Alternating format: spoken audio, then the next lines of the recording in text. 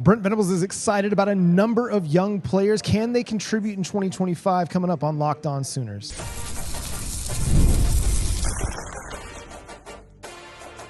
You are Locked On Sooners, your daily podcast on the Oklahoma Sooners. Part of the Locked On Podcast Network, your team every day. What's up, Sooner Nation? Welcome to Locked On Sooners, and thank you for making Locked On Sooners your first listen every single day. Shout out to all the everydayers out there. Tune in and subscribe to the show wherever you get your podcasts. Today's episode is brought to you by FanDuel. Make every moment more with FanDuel. Right now, new customers can get $150 in bonus bets when your first $5 bet wins. Visit FanDuel.com to get started. I'm John Williams with Sooners Wire at USA Today Sports. He's Jay Smith of Unfair Sports. Go check out his channel, Unfair Sports, on YouTube and subscribe to that as well. And on today's show, live from SEC Media Days, we've got the Oklahomans, Colton Sulley, joining us to break down everything that happened on Oklahoma's day at the podium with Brent Venables and a number of players. Colton, what's going on, man? What's going on, guys? Thanks for having me on. Appreciate it. Yeah, absolutely. Dude, what was the first thing that really stood out to you when Brent Venables took the stage? Well, given that I wasn't in the room for that, I don't have a great answer to it. But I was in the room towards the end of it, and I thought I don't know if you guys caught the Texas question. When, the guy that asked the question listed all the stats. I mean, 1 and 2. I think it was like the score margin was like 100 and something to not a lot. So. Yeah, I had a buddy text me that I needed to run over and snatch the mic from the man because, dude, come on. At least there was no Texas fight song playing when he walked on the stage or anything like that. Right, but that's right. From what I caught, I mean, no, I thought that he was, the same Brent that he always is. I think he's really confident in the defense he has this year. I think he's really confident in the quarterback he has this year, which we saw, and I'm sure we'll get into a little bit later with John Mateer. But no, I mean, got some updates from him a little bit earlier today, and so no, I think much of what we expect from Brent. I think the fascinating thing though was that he actually gave us 15 minutes of an opening statement, and I'm sure if I'm correct, that's like the longest one so far. I think 12 minutes was Brian Kelly's, and so well, I'm not surprised because he's very long-winded. I mean, I was talking to Jackson Arnold yesterday. Actually, I think somebody asked him what the biggest difference is between Auburn and Oklahoma, and I think he joked like our coach speeches are a little shorter at Auburn. I mean. So we're used to Brent being long-winded for sure. So I'm not surprised that he was the longest. With him being that long or whatnot, it wasn't a snooze fest. It was actually some great stuff that came in there. I think one thing that I appreciated out of it was him talking about Jackson Arnold, and he even actually mentioned that they wanted to retain him. What was your thoughts on him saying that? Because I know a lot of Sooner fans have been losing their mind on social media. Yeah, no, that was definitely interesting. I know yesterday when Jackson was talking to the media, that was all over social media, and fans obviously have their thoughts. But I think for Jackson, it just bottled down to he needed a fresh start.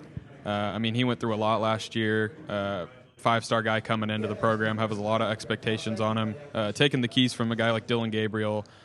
He loses his coordinator he committed to in Jeff Lebby. I think he went through 3 and 2 years with Lebby, Seth Luttrell, and Joe John Finley. So I think for Jackson, just putting those struggles behind him last year, I think for him, he just needed a fresh start. And then for Oklahoma and Brent Venables to find a guy like John Mateer, I mean, it couldn't have worked out better for them. But I think Brent and that coaching staff did think highly of Jackson Arnold and saw that potential that you mentioned earlier in him. So you and a number of other of the beat writers got to meet with Brent Venables prior to him taking the stage. What were some of the conversations that happened in there? Any updates that he provided? Yeah, no, the biggest thing was his update on JaVonnie Gibson, who obviously broke his leg in the spring. Very positive update from Brent. Sounds like he didn't give us too much because I think he described it as it's a no-win situation every time he talks about injuries. But he did say he's out of his boot and he's on schedule, and he had previously said that he expected him back before the end of the year. So on schedule, to me, sort of means that he's in good shape there. So that was very important. I mean, he talked very highly of John Mateer again, like we talked about. He talked a little bit about the new medical staff additions that they've made to the staff. That kind of came up in the injury discussion as well. He spoke really highly of Jaden Ott. I think he called him a home run player. I know they're really excited about him. So no, it was good to chat with Brent. I think we got him for like 20-ish minutes, so it was really good. Yeah, I like that the SID and the staff gave you all that much early access where you didn't have to fight with everybody else out there to get your questions answered. Because, of course, Sooner Nation, we like to know things. We want to get our information or whatnot. But you mentioned Jaden Ott, and one thing I have thought about here in SEC Media Days is it's been very few people mention him, until you mention him to them, and they're like, oh, yeah, that's probably one of my favorite pickups, blah, blah, blah. How did you feel about the Jaden Odd pickup, and what do you think his impact is actually going to be since we're not talking about him as much? No, I think the same thing. I was talking to somebody coming into this week. It seems like he's kind of been going under the radar, under the radar, which is right? weird because of the caliber of player he is. But no, talking to Brent today, talking to Jim Naggie, I got a little bit of time with him as well. They're very excited, and I know Jim was telling me that he goes back to the Senior Bowl where he was kind of scouting Jaden Odd. He actually put him in the same breath as guys like Ashton Genty, Amarian Hampton, guys like that. So it was high praise there for Jaden Odd. And he said, when a guy like that gets in the portal, whether it's offense, defense, and regardless of how you feel about your running back room, you got to go after a guy like that. So I think it was a home run get in the spring portal for OU, and I think they're really excited about the possibilities. One thing that we didn't get answered today, and I'm a little bit interested to see with him, is he obviously had that ankle injury last year, so just where he's at as far as a health standpoint going into the season, I'm interested in. But no, great get. Jaden Ott's going to be a really good player, I think. And it's part of a running back room that's actually pretty deep going into 2025, bringing back the true freshmen, Xavier Robinson, Taylor Tatum. You also have JaVonnie Barnes. Sorry, excuse me. We've been talking a lot here all week long. So, yeah, JaVonnie Barnes. You've also got Torrey Blaylock as well. So it's a deep room. After Jaden Odd, who do you think is going to factor in as that RB2 for him? I really liked what Xavier Robinson showed last year, especially toward the end of the season. He put up a lot of numbers, especially as a true freshman. I'd like to see Taylor Tatum clean up some of the fumbling issues he had a season ago. But JaVonnie Barnes, Brent said it today, he's been still that leader in that room, really helping Jaden Odd come along. So I think they're in good shape at the running back room for sure. No, I think Ben Arbuckle couldn't have inherited a better group, in his first season. Speaking of Ben Arbuckle, of course, new offensive coordinator. Everybody's been talking about it ad nauseum between him and John Mateer. What's your realistic expectations of this offense going into the season? I think that's the biggest question entering the season, right? I mean, can OU, transform its offense from last year's obvious struggles? And Brent's betting big on Ben Arbuckle and John Mateer. They obviously had a lot of success at Washington State. I think they averaged the most points in the regular season or something like that. I wrote that stat earlier. I can't remember what it is, but we saw the success they had. It's just about now can they translate that into a tougher conference. So I think they're very confident in those two guys, and we've already touched on some of the pieces they put around them. So I think for me, temper it a little bit just with the schedule that they have, but I think we're going to see a lot more big plays. I know that's something that OU struggled with last season, just the lack of big plays. I think we're going to actually see quite a bit of those with John Mateer and some of these receivers and running backs that they've put around him. And I think the offensive line is going to be much improved as well. So your thoughts on John Mateer? He spent a lot of time talking to a lot of people today. What did you make of him? Yeah, no, just his confidence, I think, is the biggest thing. I mean, we can talk about expectations and what we think he's going to do, but the guy's confident at the end of the day in himself, in Ben Arbuckle, in that system. So if he can get, that spread around the locker room and to the rest of the players, and then, if he can kind of handle the expectations that have been put on him, and I think injuries are a big thing too, is if that group is healthy, I think he has a chance to be really good. Yeah. We're talking with the Oklahomans. Colton Sulley covers the Oklahoma Sooners on the Oklahoman beat. We're going to continue to discuss some of the young players that maybe Brent Venables is excited about in 2025 and what they are going to bring to the table coming up next here on Locked On Sooners. Summer sports are on the full swing, and whether you're all about baseball under the lights, golf on the greens, or high-stakes soccer action, FanDuel is the best way to make every game even more exciting. The best part, we're here in Atlanta. We had the All-Star game here in town, so there was an opportunity to go check that out. And you can bet on, of course, like the home run derby. You can bet on the game itself, over, under, and all kinds of crazy stuff. And the best part is FanDuel also offers some great stuff like tracking your favorite matchups, and they got daily promotions allowing you new, fresh ways and fun ways to actually put on your bets. So whether you want to do a same-game parlay, especially here in baseball season or even in soccer, or you want to watch your bets ride all the way out to the ninth inning, FanDuel makes it very easy to do that. So new to FanDuel, new customers can bet just $5, get $150 in bonus bets if your first $5 bet wins. Open FanDuel app today or visit FanDuel.com to get started.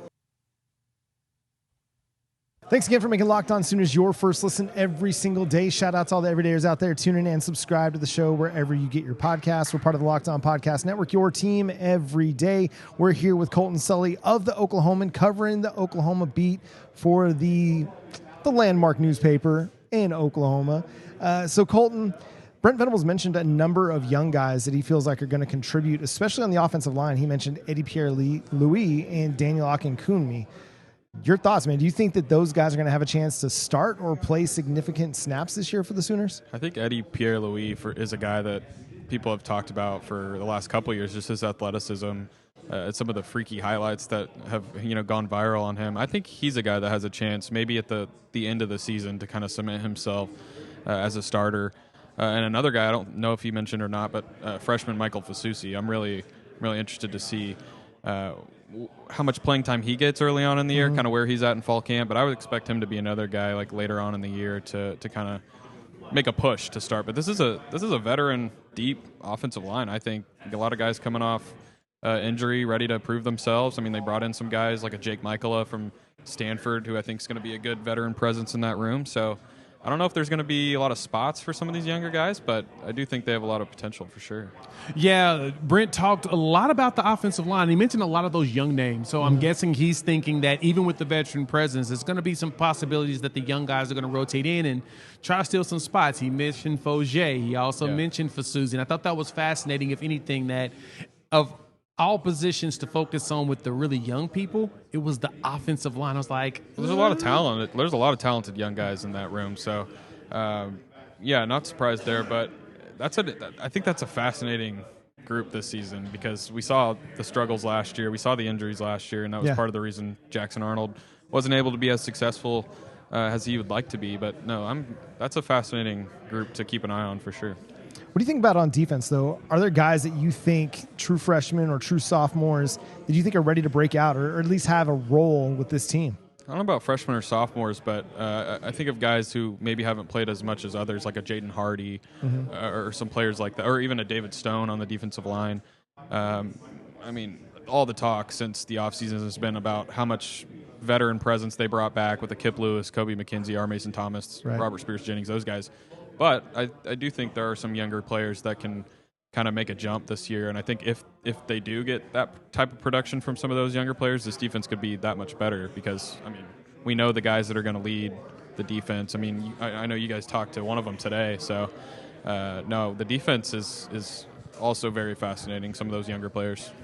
How do you feel about Brent Venables now calling the defense as the head coach? I know we have our questions as fans or whatnot and watching it, mainly because the question is how divided mentally will he be in this game? But at the same time, I think the one thing to take in consideration is the fact that you got Kevin Wilson, who's a former head coach, former offensive coordinator at Oklahoma, and he's been at a few places, so he understands game management and things of that nature to really help like a Ben Arbuckle really run the offense properly.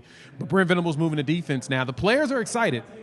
I'll give them that. I'm excited. I am cautiously excited. No, we're excited, Jay. Okay, we're excited. Speak for Jay. We're excited. We're excited. Colton, you excited too? I think they're excited for sure.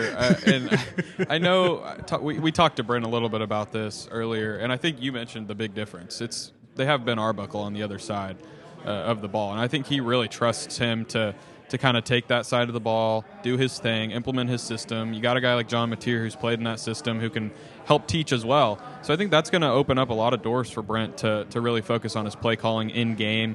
I know he talked today that he's not. I know a lot of people are worried about him, commanding the group at large and calling plays in game. But he talked a lot about today that his preparation is going to take care of a lot of that. His position coaches on defense are going to take care of a lot of that as well, so he can kind of focus on his play calling. But I think you're going to see a little bit of a difference in him this year because you have a guy like a Kevin Wilson, like you said, that can help out on offense. And now that Brent's back to calling the plays, I think that's going to open up a lot of doors for him to kind of get back to what he's best at, what we saw at Oklahoma previously and what we saw at Clemson. Well, it helps that he brings in Wes Goodwin, who's got experience as a defensive coordinator, Nate Dreiling, who also has experience as a defensive coordinator, and he's retained his whole defensive staff since the beginning. Like, he hasn't had a ton of turnover aside from the defensive coordinator, linebackers coach, which is something Brent Venables can handle on his own anyway.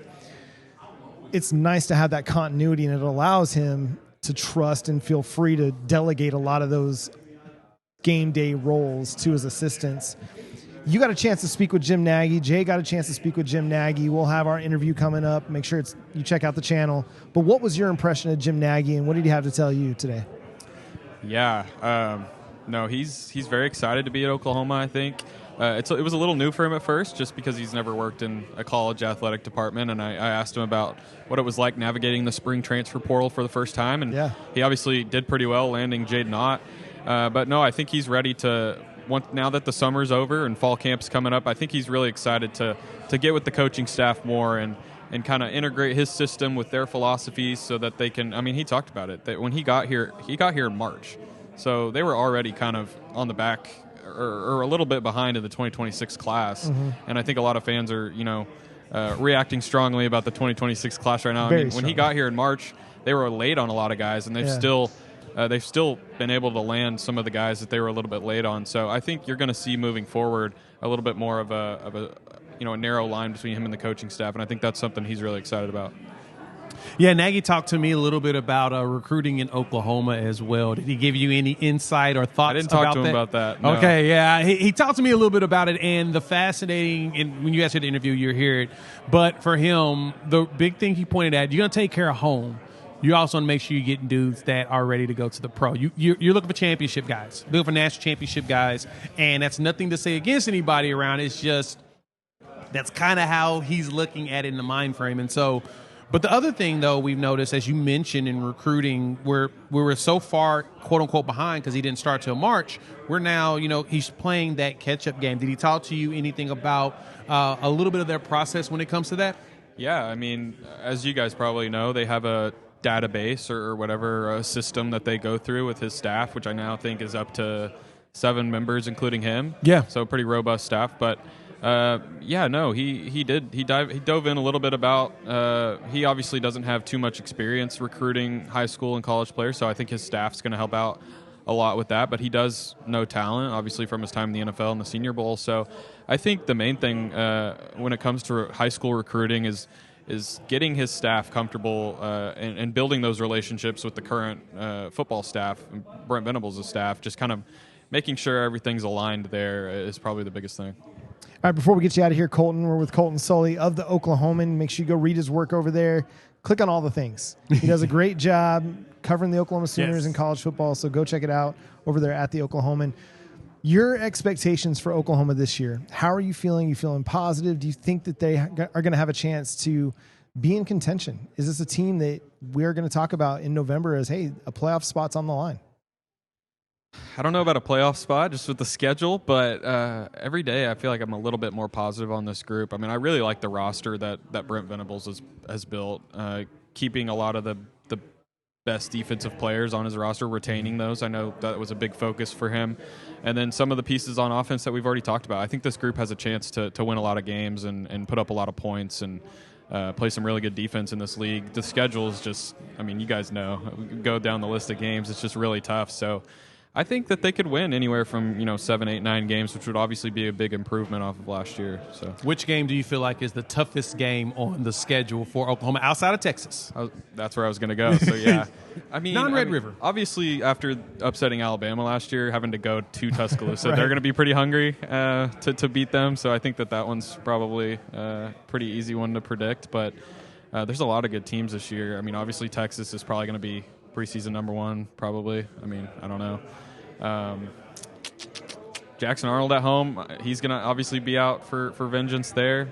Going to Tennessee is going to be, obviously, that atmosphere is really crazy. So, no, there's a lot of good games on the schedule. Yeah, it's a great schedule, and that's kind of what we asked for when we moved to the SEC. Thanks again to Colton Sulley for joining us here on Locked On Sooners. Make sure you go check out his work over there at the Oklahoman, having you covered all through fall camp and the 2025 season.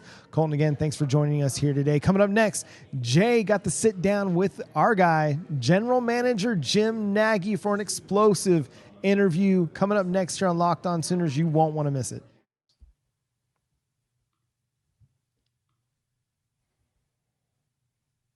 We got the pleasure of sitting here with General Manager for Oklahoma, Jim Naggie, the former Executive Director of the Senior Bowl. Jim, how is your first, I guess, SEC Media Days? Is this your first one? It's my 8th one. 8th one. Yeah, so I did this every year at the Senior Bowl, but I did it for 4 straight days, so this one's better.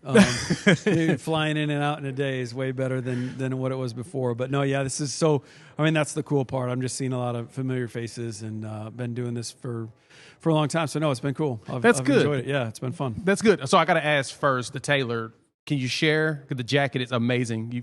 You've always got on a great jacket. Can you share some of the secrets? I actually got this. I didn't own anything red, man. So I'm thinking about like the fall, like what I'm wearing to games. And I had nothing red. And I just got back from a family vacation in Italy. My son's studying over there right now. So I picked that up in Italy. Yeah. Oh, nice. It's beautiful. Thanks, I'm going to go to Italy myself and try to find one of these days. Appreciate it, So let's talk a little football. Yeah. The clip that's been going viral about you and the conversation you had on the triple option, it's funny seeing people's reaction, but at the same time, your reaction in the comments. I've noticed that you have jumped on social media and you've been pretty busy. Talk to me about that. Is that a mechanism that you are leveraging for recruiting purposes and all that, or are you just trying to make sure you got a pulse on what's going on in the world? I'm just used to doing it. I think it can help in recruiting. I think a lot of GMs do it. You look at the GM at Alabama. That dude posts more gifts than anybody. Courtney Morgan does. It's true. Yeah, no, Courtney's a friend of mine. He does a great job. Yeah, so I just think I have fun with it sometimes. Again, I don't really understand how my comment was misconstrued. I don't see. I didn't say we weren't recruiting 5 stars. It's not what I said. I said if we see a 5-star and a 3-star the same, we're going to go after the 3-star because he's going to be cheaper, and how is that a bad thing? I don't get it. No, and you're 100% right because here in the context of the conversation, I mean, you were really all talking about value. And now that we're in I guess you can't say salary cap. It's more of a revenue cap when it comes to the players. It's basically the same thing, right? But I guess terminology. Cap's a cap. Cap's a cap. That's true. Yeah. And so you're going to have levels when it comes to your players. And so with your big board, I don't want any of the trade secrets. We don't want the secret sauce. But I know you mentioned about color coding. How has that been working with your coaching staff as you've been presenting players with them with those color codes? Yeah, they're just getting into the grade scale stuff. So we're going to meet next Tuesday and really get this thing integrated. I'm excited about that part of it because, again, like with the recruiting thing, I mean, I got there in the middle of March. Mm-hmm. And so on the OVs, there was a couple of players we got on late. And they, the question was, why did you guys get us on so late? I'm like, you got to understand, like I got there in March. That's not like midstream in the 2020. That's downstream, man. It is. Like we were downstream. Like I didn't have a lot of time to get going on that 2026 class. So, no, it's happened fast. It's happened fast. And again, I think what I'm learning is that some fans would rather win the off season than win in the fall, and we're worried about winning in the fall. So, again, like, are we recruiting a certain level of player? I mean, we got Bo Bentley, right? Again, if you're one to pay attention to that stuff, he is the 4th-rated quarterback in the country and on 3. So, again, people like I've seen some of the comments, and like all I can do is just chuckle, I guess, because again, we believe in what we're doing. Yeah. I think what the recruiting gets a lot of the spotlight, but I think what the fans don't pay a lot of attention to is player retention, man. I think that's a big part of it. We've got a lot of players right now that are good players on this OU roster that have years left. And the worst thing that can happen is we lose players because we're paying too much on high school players. So there's a balance.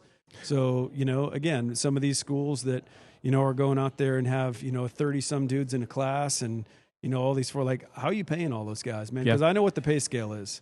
Like, fans aren't fortunate enough to be privy to what's being spent on some of these guys.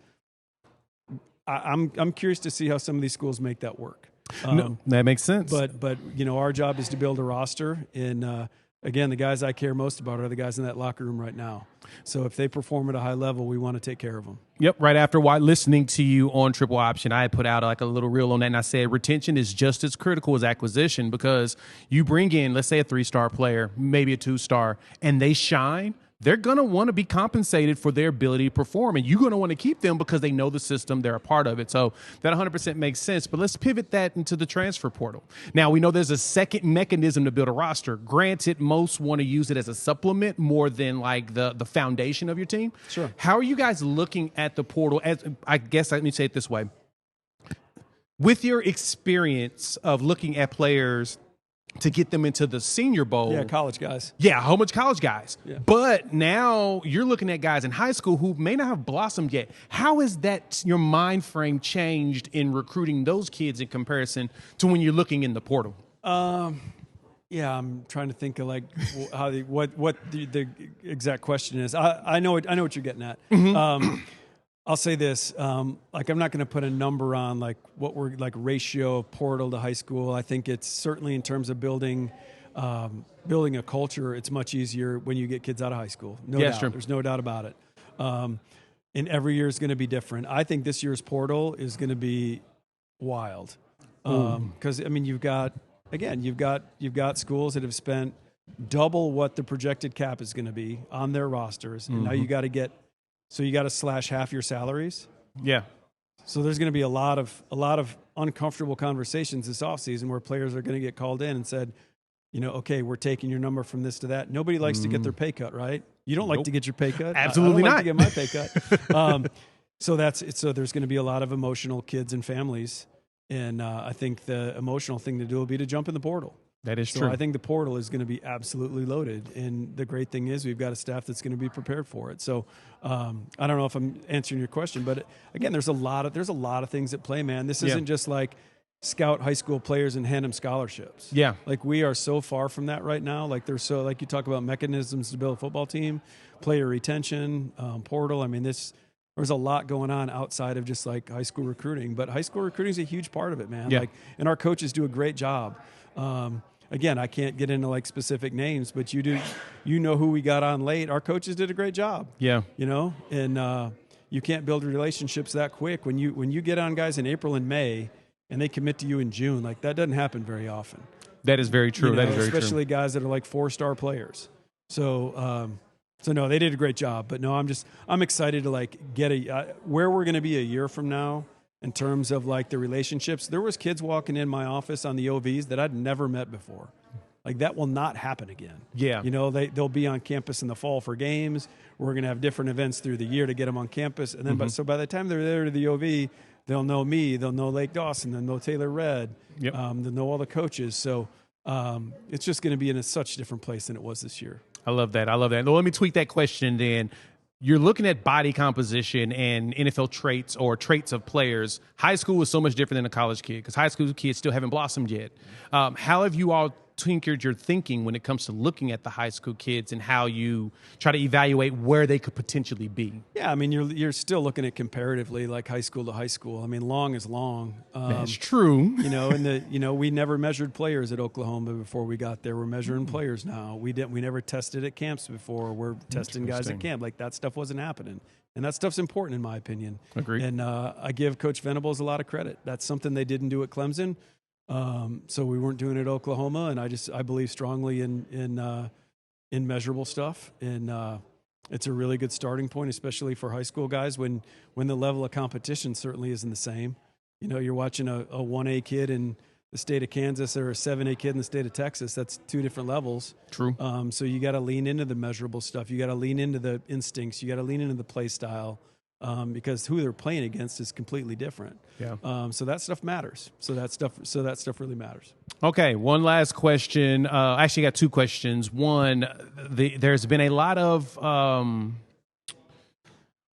people curious or concerned possibly about Oklahoma recruiting. I am one of the most proponent people of the OK Why Prep would agenda. that be? You fill me in because I'm not paying attention. Why are they concerned? Well, the fear is that Oklahoma kids themselves, the home kids, are the ones going to get potentially lost out on the potential NFL trade or the recruitment piece. I don't believe that. Why would that be the case? That actually is a very good question. It's mainly, I guess, because so far we don't have any kids committed from the state of Oklahoma in this class. Now, truth be told, I don't have a concern in that because I know that you all are going to go after Oklahoma kids, especially as you build those relationships.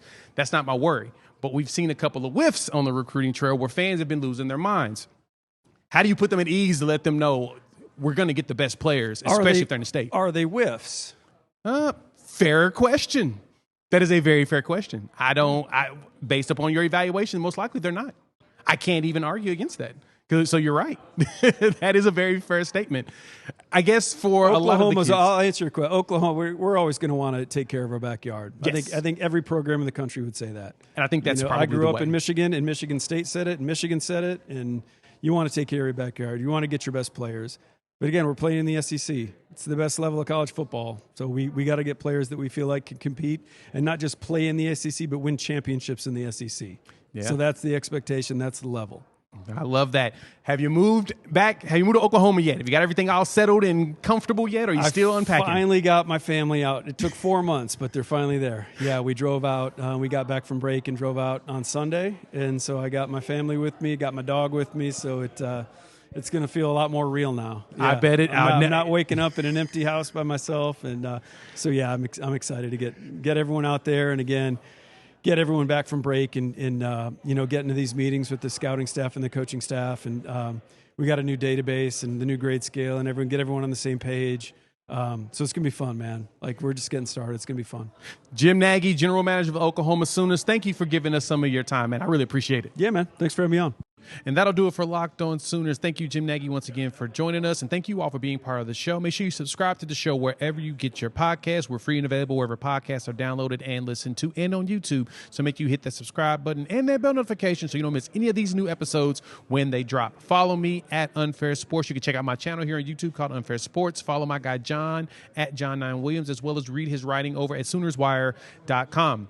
The show is Locked On Sooners on all platforms, from TikTok, Instagram, Reels, Threads. Wherever you do your socials, we should be there. But for John, I'm Jay. We'll chop it up with you all later. Boomer Sooner.